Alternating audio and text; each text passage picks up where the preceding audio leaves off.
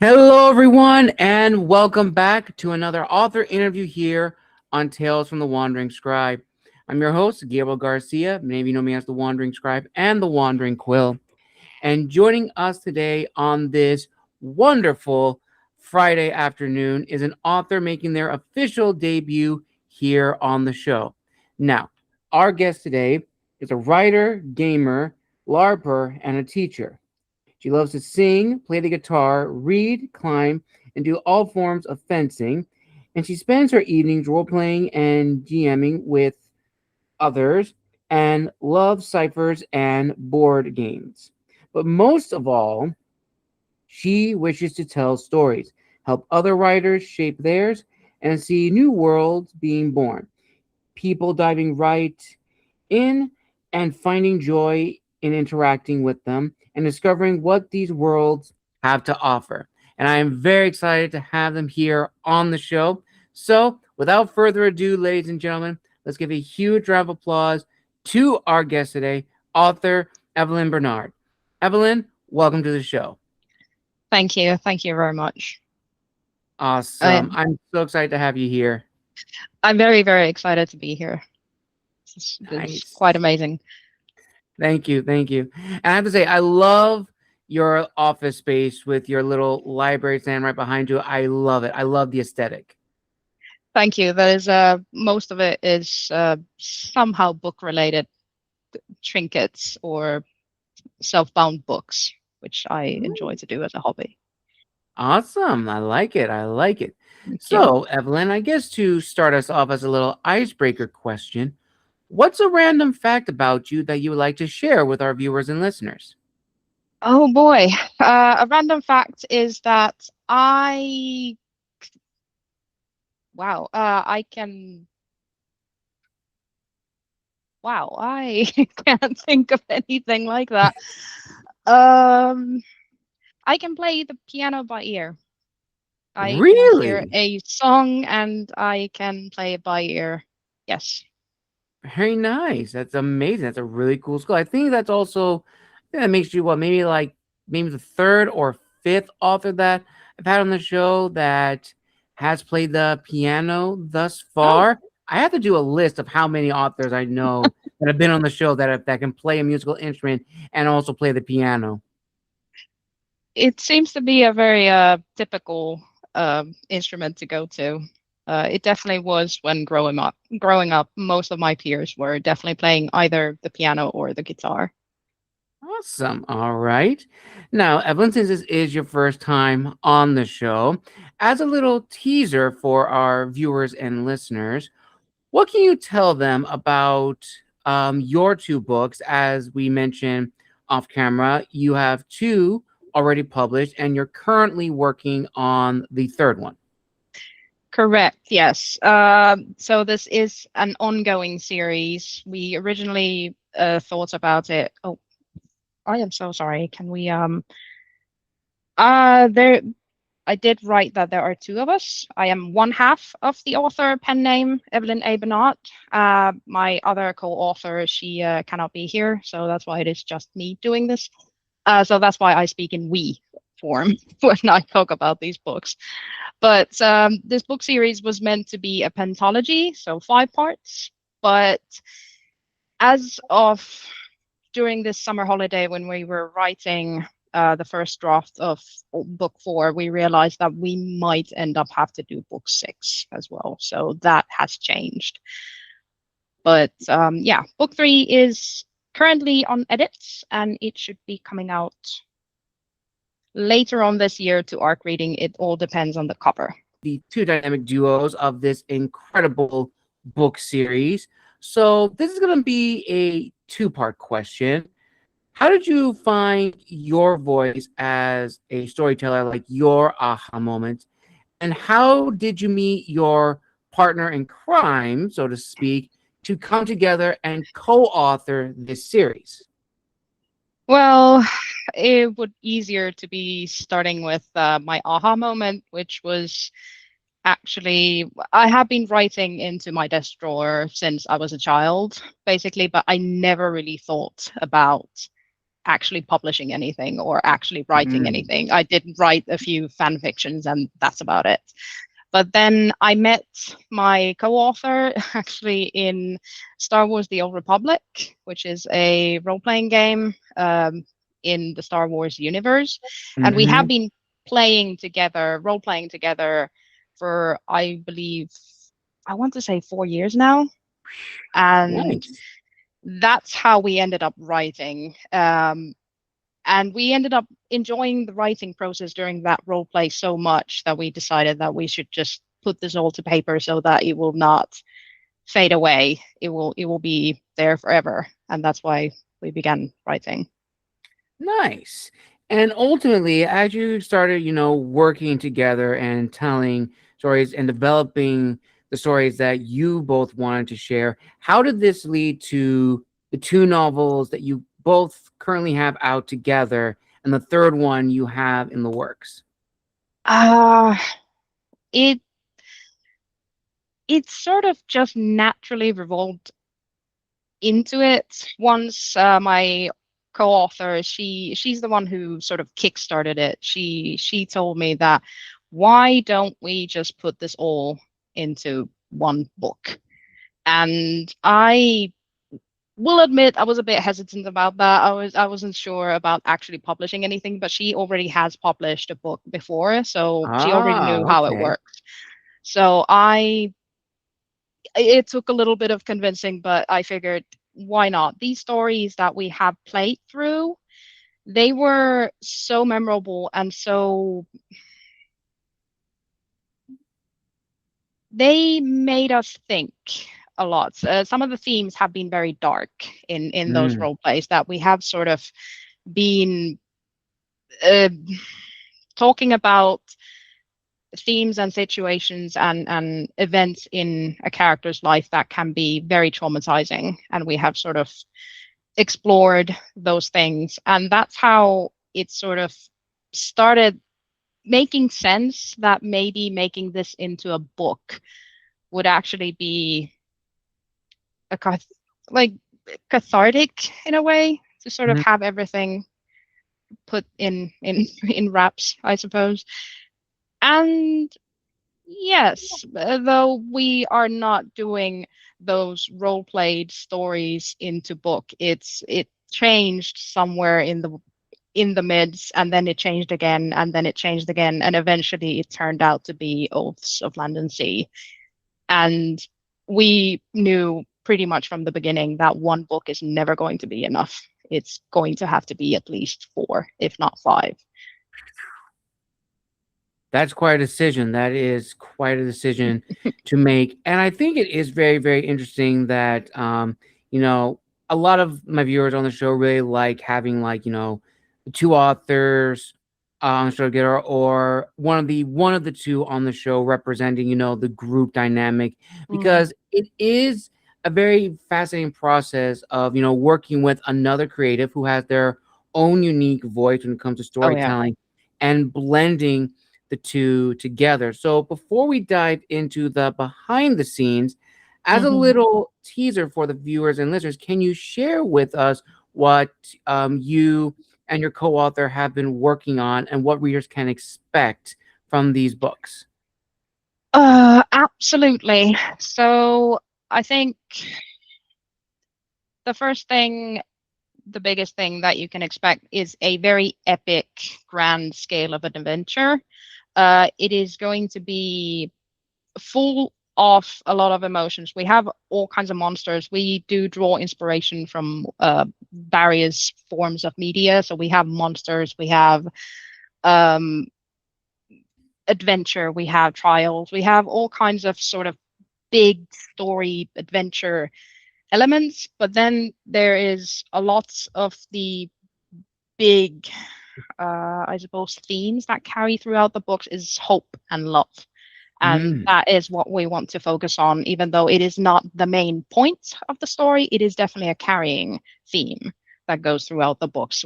It is not just one person, it is multiple people that sort of struggle with it, or they try to find it, or nice. unfortunately cannot have what they want. Very well said, Evelyn. Very well said. Now, this is actually a fan question that I got many, many months ago. I want to say the towards the end of last year when I had another writing duo on the show, and I saved this question for another duo for the show. Mm. And this fan question asks, what is advice you would give to other authors who may want to work on a book with either a friend or another author in their same genre? Because Ooh. from the offset, it is a very, very fun prospect, but there's a lot Mhm. of things that goes on behind the scenes that we do need to touch on. Oh, yes. One of the major things that we have learned sort of by doing is communication. it's it's kind of obvious to say it like that, but it genuinely is the most important thing that you need to do. Mine and my partner's writing is fairly fluid, so that we have a file and we both fill it pretty much at the same time. We can sometimes correct each other's sentences, we can sometimes make some notes in there, and then we just write it. But we in the beginning we didn't really communicate about it, and we learned the hard way that we need to do that, because there can be some misunderstandings, there can be, you need to basically set very, very clear sort of frame that who does editing when, who does what. Because if you are writing something and the other person is editing at the same time, it can feel a bit of sort of disjointed, or you might be taken out of the flow for a second. Or if you leave a comment in the middle of the other person's writing, it can be a bit, it can feel hurtful at the time. So you really need to communicate, and you need to sort of establish the rules so that the flow can just get into a smooth collaboration with the other author. Um, Absolutely. Friends or even family, you really, really, really need to be able to talk to them about pretty much everything, especially if the themes that you're writing, for example, spice. If you're writing with a family member, it can get really awkward Yes. writing about that. So communication, communication, communication, as with any relationship. Absolutely. And I also like to throw my hat in the ring and say, and this is actually from my two friends, Matt and Lauren, authors of the Parallax trilogy. They've even said, look at the skills that you have and work Mm-hmm. together. Like, I Mm-hmm. remember Matt and Lauren were saying that maybe the author that may not do well with the outline, but you know how to write the story like from the get go. Your Oh yeah. partner may kind of struggle with like, where the story should go, but they at least have a good outline. So build on those skills together, and again, as you said, communicate, communicate, and just have those discussions. And making sure, and I think a big thing when it comes to working with another author is making sure the voice in the story doesn't appear obvious that it is written by another person, Oh yes. because readers will pick that up. They'll know that the language may shift, they'll Mm-hmm. know some tones may be different. It's a struggle. It is definitely a struggle, but it's definitely a fun prospect for all authors to at least dabble in, which kind of goes into my next question, Evelyn. So, as you and your writing partner were building on this idea of the story that you both wanted to share with Mm-hmm. others, what was the goal you had initially for book one? And what was the promise that you guys made to yourselves? And has that promise been made in a way to your readers and fans? Uh, the original goal for us was to just immortalize the stories that we wanted to write. And honestly, we even back then we didn't really think about sort of, oh, we want to be super successful Sarah J. Maas second or anything like that. It Hmm. was more about, we just want this story finished and we want it to be out there so that we're not going to be the only ones enjoying it. If other people find it, that's fantastic, that's great. But we did originally just want to write it for ourselves. But we did sort of make a promise that we would keep it as it's not just another fantasy title with a badass FMC and a brooding MMC. It's very gritty, it's romantic, and it's like we wanted it to hold the same kind of emotion that it held to us when we were writing it, because Mm. it really, really, we have cried over these books so many times. We have cried from happiness, we have cried from sadness. It is an emotional roller coaster. Yes, I will 100% agree. And, it is very, very interesting when we start writing and we see where the book finishes and how we've changed. Which kind of leads into another fan question that another person, another viewer, actually sent me many, many months ago from a previous interview, but I thought I'd say for this one, do you believe that if you and your writing partner published the first book during this period in your guys' lives, would it feel the same or would it be different? Oh, that is a good question. I think it would be only slightly different. It would still be the same, but I think we would feel a little bit more accomplished because, first of all, we probably would be a bit wiser how to do it. Mm. And the first one we published a bit over a year ago, well, almost 1.5 years ago now, um, it was very messy in a way that we had no idea what we're doing. Not really. So it definitely would feel different doing it now because we would at least know what we're doing and how to do it and what are we trying to do with this. I guess we were, like I said, we didn't really have a clear goal, so we just published it and threw it in the ether, and now we realize like maybe we should actually try to market it so that others would actually find it. Absolutely. Very true. Very, very true. Now, this actually is another fan question that I actually got actually earlier this month.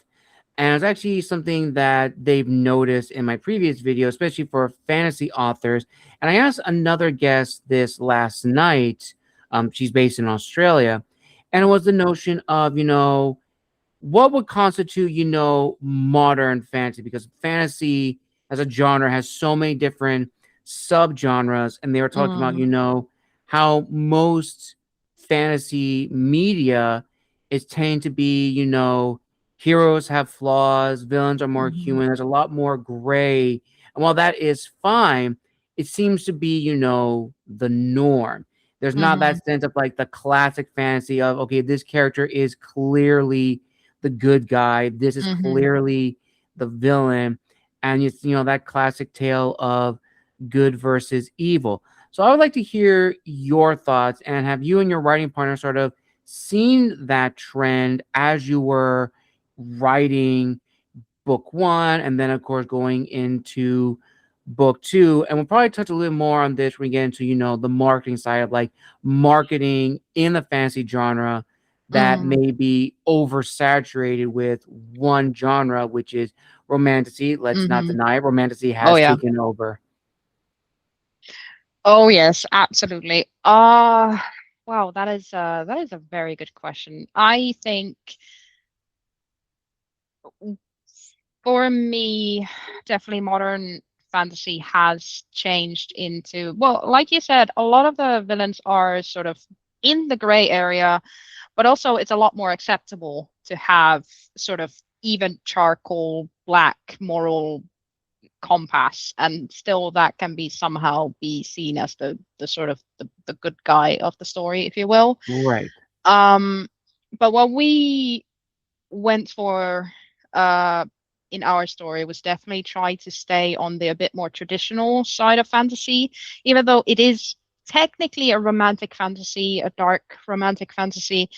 I guess in the beginning it was definitely labeled as romantasy, and we tried to struggle against that title for a bit because we didn't feel like we would necessarily be taken seriously because of that label. And only after time passed, we realized like romantasy is just as good literature as any other. It all comes down to the actual contents of the book, really.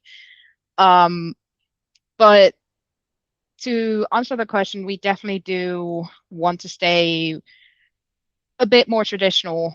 We do have clear sort of this guy's bad. There's no going around it. He is never going to have any kind of redemption arc. He is just evil. Simple as he was born evil, he will stay evil. There's nothing good about him.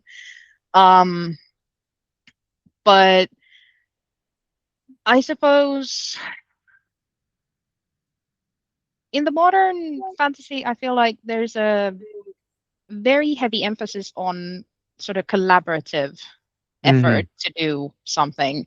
When you think about some older fantasy like the Tamuli, there's a clear one sort of protagonist who does the X, Y, and Z, or one protagonist who saves the world. Uh, but in the modern fantasy, I feel like there's a lot more collaborative effort to do those things. Of course, then there's Lord of the Rings, where it is definitely a collaborative effort to do and save the world, even though Frodo is the one who is with the ring. Yes. Well said, Evelyn. Very, very well said. Now, this next question talks about something that you brought up, how you and your writing partner are, very, very passionate about this series. You've cried happy Hmm. tears, you've cried tears of sadness and despair. And I am wondering, when it came to writing the characters in this series, this is a tough one. Every author dreads this question of the characters, either main characters or side characters. Which character was your guys' favorite to flesh out, and which character was Ooh. probably the most stressful to develop Oh, into? Or do you guys have different answers? yes, we actually do have very different answers because most of these characters are sort of modeled after characters that have been present in the role play in some form. So all of the characters do have some kind of a connection to us already, but obviously they have changed tremendously before they ever made their way into the pages of the book. But I will already immediately say that probably one of my author partner's favorite characters is the Culebre. She is not the main protagonist female, but she is very close to it. She is a very powerful character, strong-willed character, and she probably is definitely my co-author's favorite. But I think her second favorite might be Care, who is the main male protagonist in the first book. And actually, I will take that back. He is definitely her favorite character to flesh out. We both adore Care a lot. Mine is a bit complicated because while I love Cassandra, she is the main female protagonist in the series. I actually enjoyed fleshing out Ronan, who is one of the most despicable creatures in the Mm, entire existence of the story. But I absolutely love writing him because he is the character where I can pour out all of the sick, sinister things that one can even fathom, and that's going there. And nice. I find that incredibly. I don't want to say fun because that sounds horrible, but but it is fun. It is fun. That is true. That is true. And I also think when we look at characters that we would consider to be, the villains, I think especially now, everybody loves a good villain because, and Mm-hmm. this goes back to what we talked about, the fantasy genre where it's gotten to be, modernized of like, humanizing the villains. I think people, especially readers, are really craving the real villainous villains, not the Mm-hmm. mustachy, cartoonish villain, Mm-hmm. but definitively these are evil, evil villains. Like you can break these down to two. These are villains that you love to hate and then hate to love. There are Mm-hmm. so many different things. And I think even now, I think the villain type is probably the one archetype that is very, very difficult to write in like any kind of genre Mm-hmm. because you need to make them interesting. You need to make sure that they're not falling to the classic stereotypes. And I'm probably sure that's what you and your writing partner discussed when it came to the characters. Like, how do you make sure, or how do we make sure that these characters are authentic to the world Mhm. that we are writing together? And I'm very curious, as you guys were embarking on this journey and building upon the world, when did you guys feel comfortable sharing with others? Because, as I'm sure you guys would definitely agree, being an author is a very lonely venture. I mean, you and your Mhm. writing partner, I imagine, spend hours and hours just during the pre-writing phase, the drafting phase, getting the world building. It's a lot. It's absolutely a lot. So, when did you guys feel comfortable sharing with others about this project you guys are working on? Ooh, I think both of us actually moved fairly easily into it because we both have circles that are fairly artistic in some ways. My friends are nerds like I am, but they also read a lot of books. So when I told them about this, they were very excited and they were very supportive about that. My parents or my family, I did not tell until a year later after it was Mm. published. But that wasn't because I was ashamed or embarrassed about it. It just didn't really come up in a way because I don't know, it just never really came up in any discussion.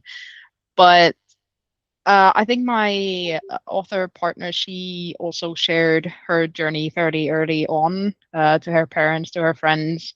So for us, I guess it was always sort of given because of the circles that we have. Nice. That's amazing. That's absolutely amazing. Now, this is a another fan question that I actually got earlier this month, and it actually goes back to something that I actually talked with another author not too long ago, and it was the use of writing fan fiction as a way, as like a testing ground for authors to find their voice. Now, as you just mentioned earlier, you and your writing partner, were writing for Star Wars The Old Mm-hmm. Republic and sort of finding your voice. I wonder if you guys could probably go a little more in depth on, how important is it? Fan fiction is more than just, writing your favorite your OC with an Mm. established character, but it's a way to really see. It's almost like a testing grounds. The Oh trenches, yeah. one would say, is that if you can create a story and keep people engaged. It's one thing to make something entirely original. It's another thing to go into an existing Mm. universe and trying to make your own mark on it. Oh yeah. I think uh, for the both of us, we both have been Star Wars fans and nerds for quite a while. So writing within that world has been fairly easy in that sense. My only exception is that I genuinely had no idea or clue about the Sith. I wasn't really interested in that bit. Mm. So learning that was sort of I learned more about the lore as we played, but I think we both sort of as we went along, we started to oh, I like the term finding one's voice because that's we started sort of making these tiny, if you will, bend the lore maybe a little bit to make it sort of fit. So the rule of cool, I suppose, to make it fit a bit better, sound a bit cooler. And then those things sort of started making more sense to exist in general. And that's I guess that's also what made it into the books as well, because we liked a bit more the things that bent the lore more. Nice. Awesome. That's very, very awesome, Evelyn. Note to self, I'm going to have to send you the first 2 pages of my own Star Wars fan fiction Ooh, called Star yes. Wars Son of Mandalore, which Ooh. I like your words saying like the rule of cool and like breaking the Hmm. lore a little bit, because as a little teaser for those that have listened to like the trailer that I made, I want to say a year ago, it follows a Mandalorian. He learns he's force sensitive. This is right after the Naboo crisis in Right. 32 BBY. He's pretty much ousted from his clan, Mm. and ultimately becomes self-taught in the ways of the Force. So he has no Ooh. idea of what he's actually doing. He goes to Coruscant on his own because the Jedi, by the lore, they can't go to Mandalore to recruit Mm, or take the children because of the history. Goes there, causes problems, gets into contact with the Sentinels. He gets arrested. Mind you, he's about 12 years old and oh he's put boy. in a holding cell. And the councils have to figure out, what do we do with this kid? And they realize he's not like the other kids, the other younglings of his age. He's very, he's Anakin in a sense, but he's much more upfront about it. He's very rebellious. He is strong, but he's not like chosen one strength. I Hmm. had to make sure that didn't break the lore. And without delving in too much, this book kind of leans more into like the fantasy elements of Hmm. bloodlines, Right. legacies. And the one thing I will say is that if I do get a chance of finishing it, he is actually descendant of Tar Vizsla, who in the canon lore is the first Mandalorian Jedi, but there's a twist. In the canon lore, he exists around maybe 1000 BBY. Could be wrong with my dates. But in Right. the book, he's first noted in 3000 BBY during the age of the Mandalorian Jedi Wars, which is with Yeah. Mandalore the Ultimate. So that begs the question, how does a human live for almost 2000 years? Again, I don't want to spoil it, but that was almost like what you and your writing partner probably discovered. That was like the testing grounds of, how do Hmm. I write upon that? How do I expand Oh on yes. that lore? Oh yes. Um, I always found it very fun. I will not get too much into it. Like my very first fan fiction when I was just a wee little child was on Sonic with my cousin, and it definitely did have the classic, "Oh, I am the daughter of X, Y, and Z, and the son of X, Y, and Z," but I never. I definitely always felt like I had the need to make the distinction that this character had is only special because of their bloodline and nothing else. There's nothing special to them. And I think that has been the sort of biggest thing that I've carried into the this series. Mm, Cassandra, the main character, she is not the chosen one. She is not the super overpowered character that will single-handedly save everything. She is not the promised child. She never will mm, be. And that was really important to me because it's not so much that I don't like the chosen one trope. It's just because we have so many characters and we have very strong emotional connection to these characters. We didn't want to make anyone more special than the other in the sense of the importance of the book. Cassandra is the main character, but there are many more characters that are very essential to the story that she sort of towards books 3 and 4 she kind of starts to move a bit to the side to make space for the other characters who are doing very important things. absolutely, absolutely. So now let's shift a little bit, Evelyn, to talk about what I'm very eager to hear your guys' thoughts on, being authors in the digital era, Mm. because the industry has definitely changed. Oh yeah. Social media is definitely a big tool for authors, but it can also be a very negative rabbit hole, and we get sucked into the Mm. monotonous nature of what it is. And it could be a little overwhelming sometimes. And trying to market to the algorithm is a nightmare. So I'm very curious, when you guys, after publishing the first book, did you guys already have a social media presence before? Or once you guys published, you guys then had to make social media presence?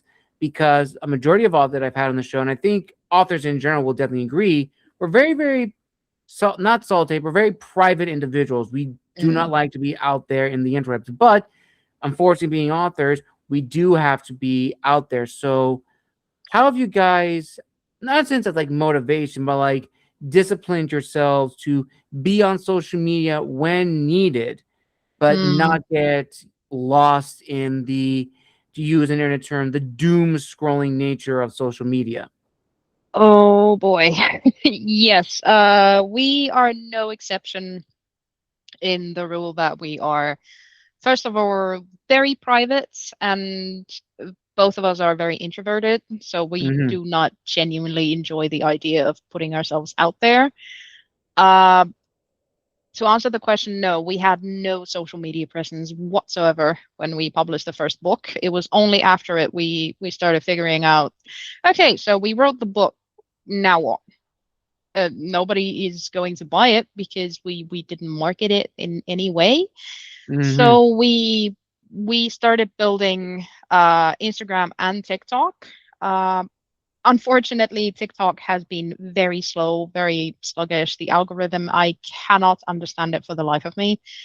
Instagram is going a lot better, but it's been an uphill battle. I will not deny that. It has been unbelievably difficult. It has been hard. It has been sometimes very demoralizing when you put Hmm. your heart and soul out there and it gets 54 views, and it's just depressing, Yeah. honestly. So it has been very, very difficult. And that's why, for example, ARC readers, we didn't know about ARC readers or how to get them. So trying to get ourselves out there was very hard. And in the beginning, we were only known as one entity, Evelyn A. Mm. Bernard.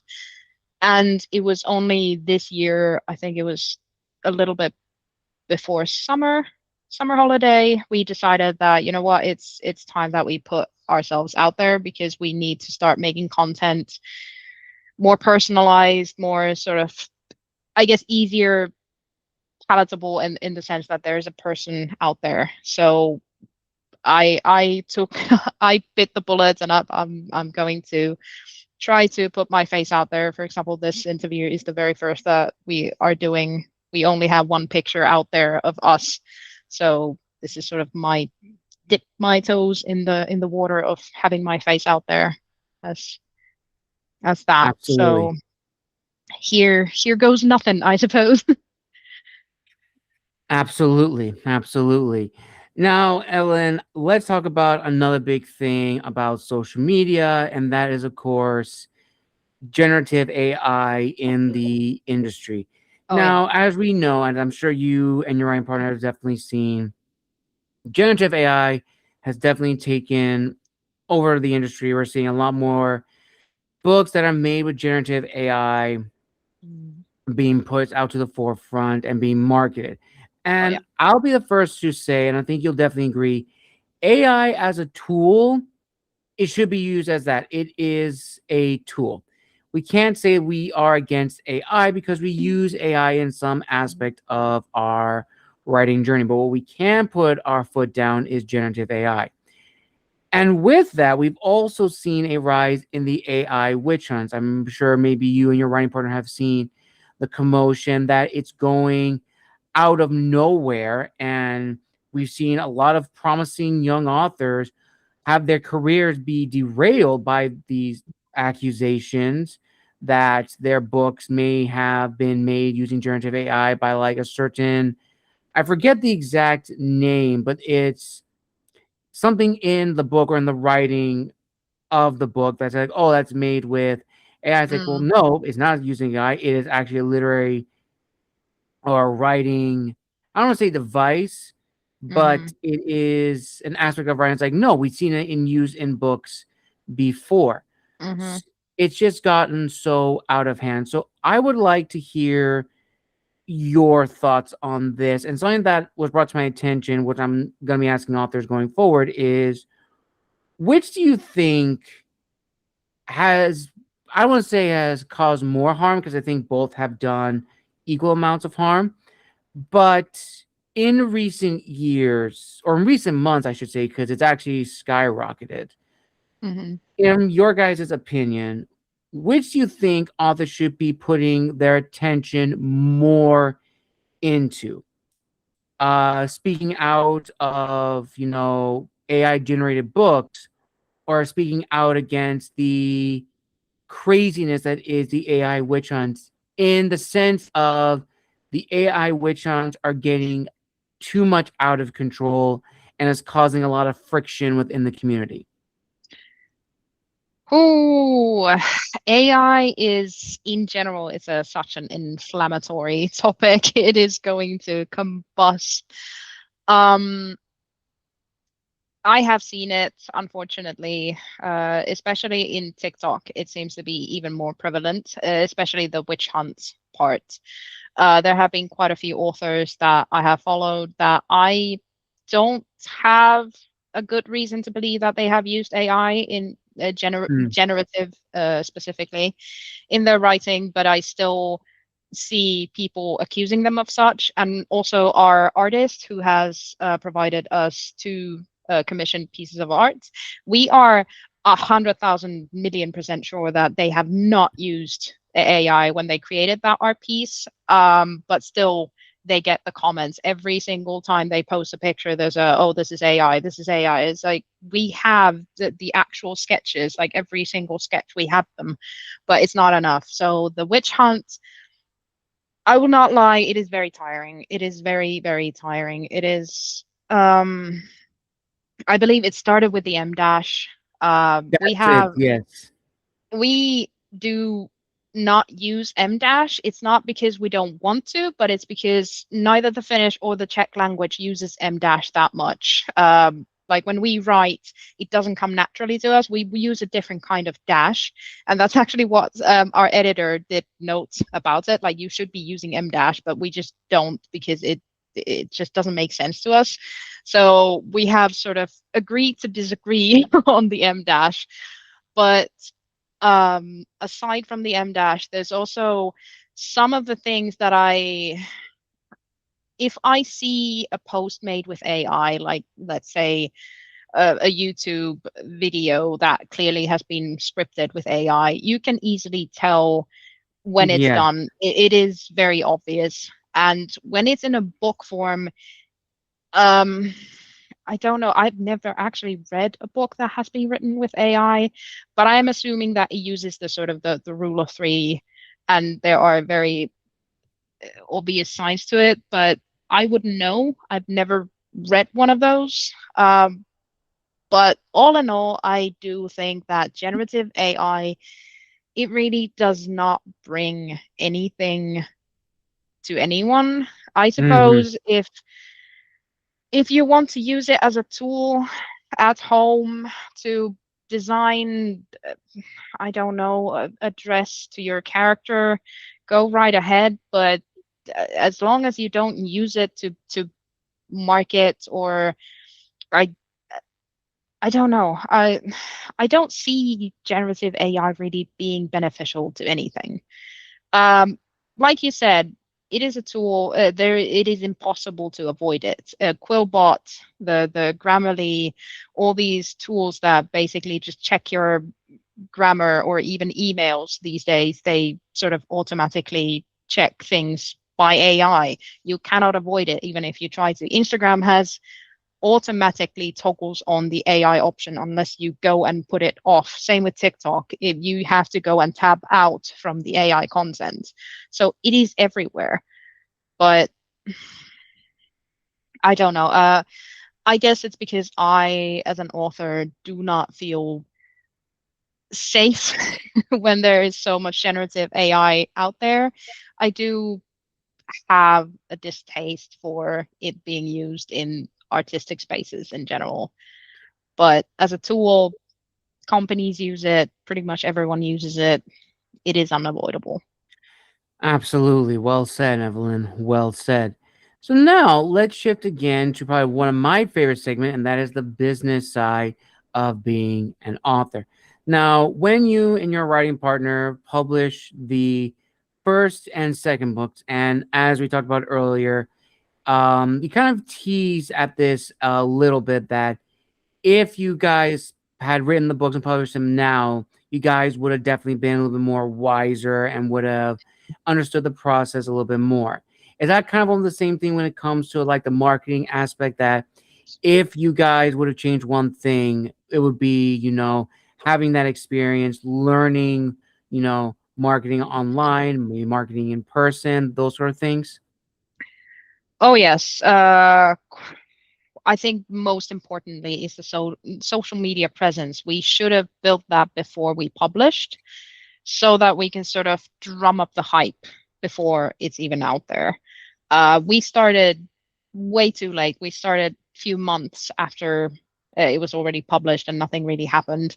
And it just it has been very slow progress because of that. Only now that we have the third one coming, we sort of have to market backwards, because people are not going to read book three if they have not read book one and two. And that Mm. same goes with arcs, for example. We can't exactly use was a neck galley that people use for arcs.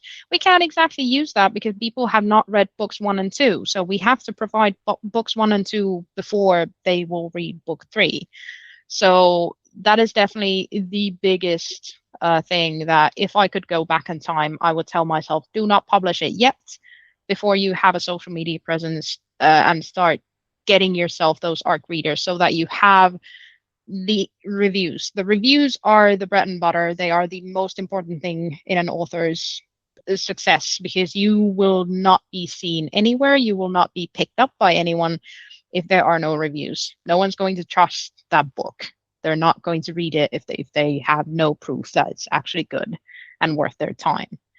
So reviews, that definitely is something that I wish we had known, and now we try to sort of course correct before book three comes out, so that we have a straight path forward. Absolutely. And speaking of reviews, what have the reviews been like for books one and two? Have they been more positive, more critical, or 50-50?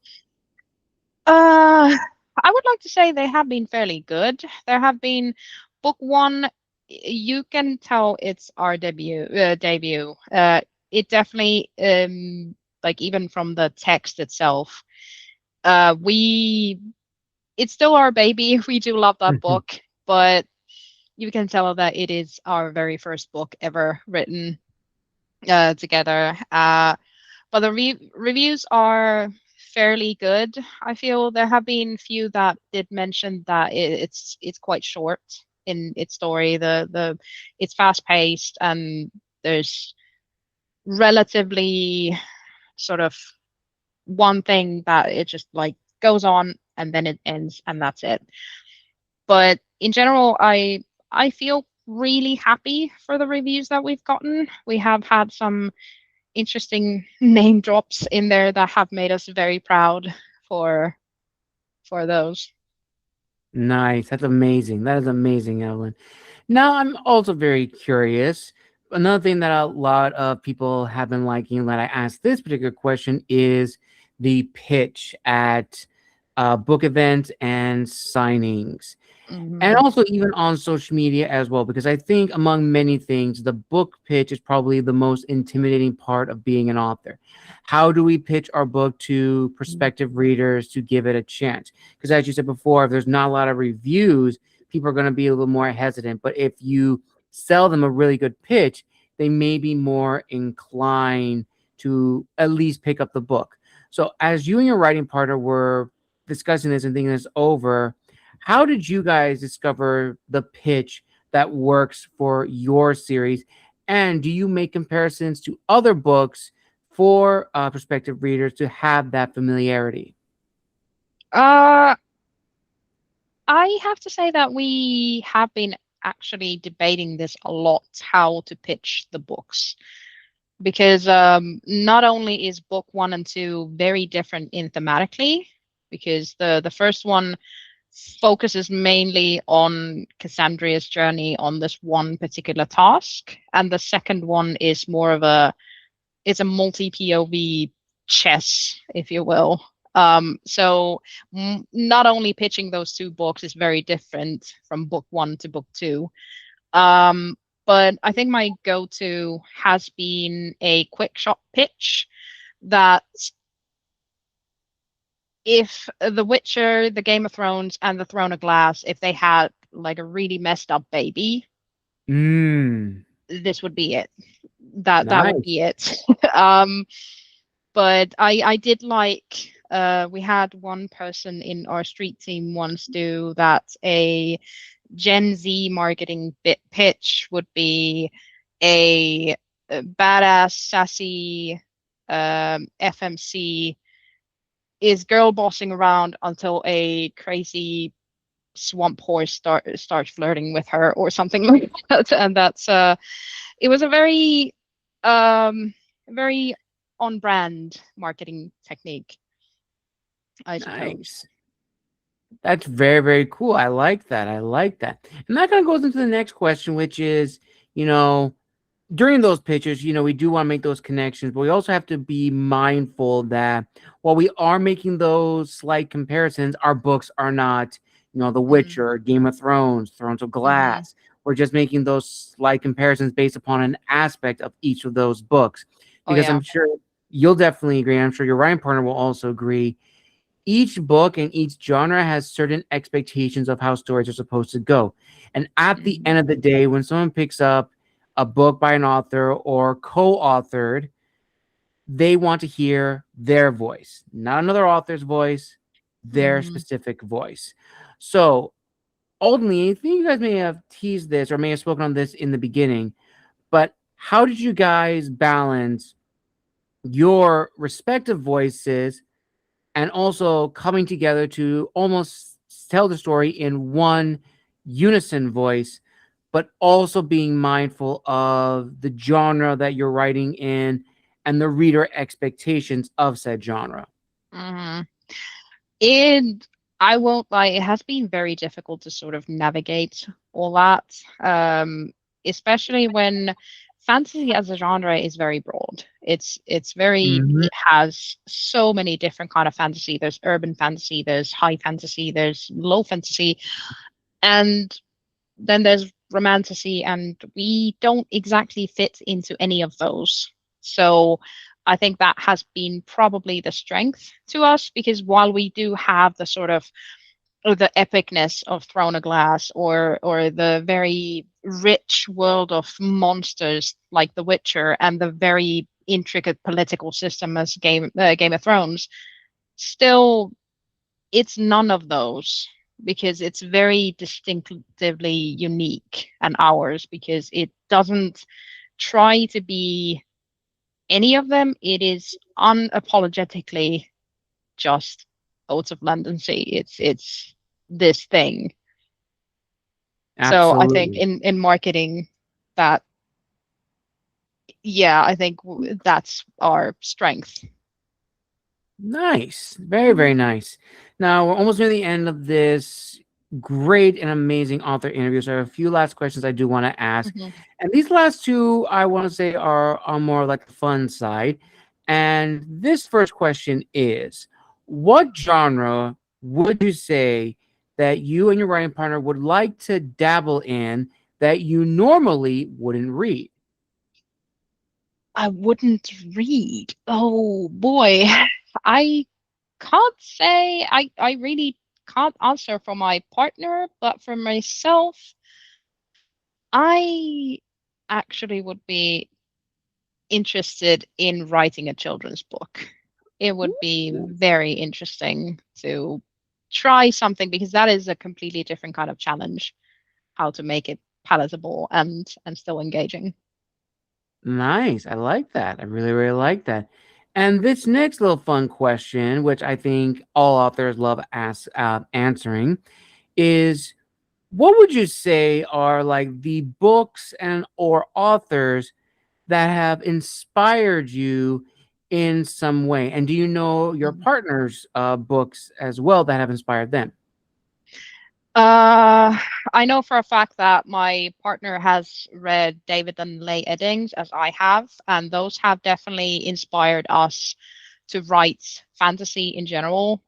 We both read them when we were young teenagers, so it has been a few years, but they are sort of the cornerstone of fantasy for us. So I know that for a fact that that is definitely a thing for her. For myself, well, first of all, my biggest fan crush, I my big sort of I guess inspiration and role model is Ken Follett. Mm, He writes historical fiction, but it's not only the way he writes. His book, the Pillars of the Earth, was the first book that I yes. read that I was able to see the book in within my mind when I was reading it. That was the first book that did that to me. I have had books after that that did it to me, but that was the very first one when I realized, like, is this what it means to feel when I read? Is if this is how it's meant to be? I enjoy reading a lot. But I do also have a very huge. I have been a Warhammer fan for years, and I only recently started reading the books. I have to say that the Black Library of their written work, it is dauntingly large, but it really lit up a fire in me as well. I kind of want to write something in that epic proportion as that. Obviously, I'm not going to write hundreds and hundreds and hundreds of books in that, but I do want to catch that sort of similar grandness of scale that they have. To this day, The Siege of Terra and Horus Heresy is one of the most heartbreaking storylines that I've ever read. Hmm. And that's why it is something that I aspire to do one day, is to write a story that has that kind of emotional chokehold. Well said, Evelyn. And I think a lot of Warhammer 40K fans are really going to appreciate that in the comments. And as for our final question of this amazing author interview, at the end of the day, what do you hope readers will take away from yours and your writing partner's journey in bringing this series to life? And ultimately, what can we expect from you guys in the future? Ooh, well, I can say that you can expect at least three more, if not four more books. But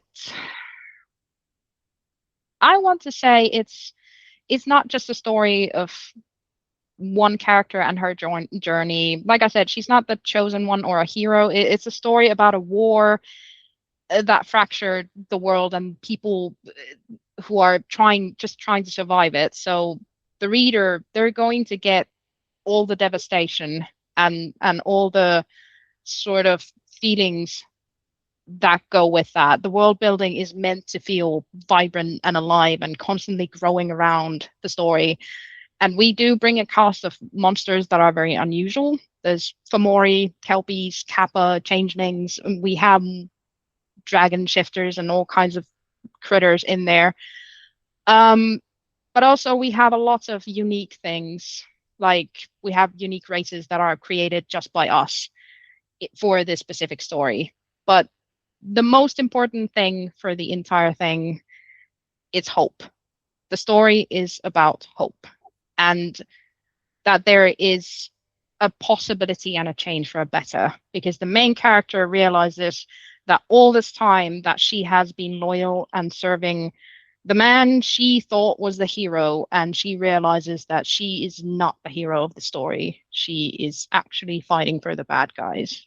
And the Ooh, hope that comes from realizing that, or rather, the devastation, acceptance, anger, all those steps, and then maybe hope in the end. excellent. Well said, Evelyn. And thank you so very much for that amazing and fitting conclusion to this incredible author interview here on Tales from the Wandering Scribe. Again, a huge thank you to Evelyn Bernard for coming on the show and representing herself Thank you. and her writing partner and telling us all about their amazing series. And hopefully, we can have them back on the show to talk about the next book in their series, or possibly a new book they may be having in the works secretly. If you'd like to have them back on the show, you know what you have to do. like this video, comment, and subscribe to the channel.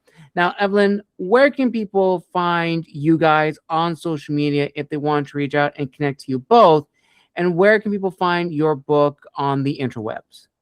You can find us on Instagram. It's Oaths of Land and Sea, the author tag, and TikTok. It's EB Author, as in E as in Evelyn, and B as in Bernard, and author. And we do have a Discord. All of those links are in our Instagram bio. There's a link tree. There's all the Discord and whatnot. And same with the books. They are on Amazon. They are Kindle and Kindle Unlimited. And if you do wish to take part in the ARC for book number 3, you will get a copy of book number 1 and book number 2 for free if you do sign up for the ARC. So the link again for that form is on the bio. Excellent. Excellent. I will link all that down below in the description of this video, ladies and gentlemen. Thank you so much for joining us for another amazing episode here on the channel. A huge thank you to Evelyn for coming on the show. Thank you. You're welcome, herself and her writing partner. And I cannot wait to have them back on the show, hopefully in the near future. And as always, ladies and gentlemen, thank you so much for your love and support. Make sure to share this channel with everyone on the interwebs. And also, one last note, I'll be at the Fullerton Library from 12 to 4:30 promoting all 4 of my books. So if you'd like to meet me in person, that is where I will be. Until next time, this has been the Wandering Scribe and the Wandering Quill signing out. Wish you all a wonderful day wherever you are in the world. Take care, everybody, and we'll see you all in the next episode.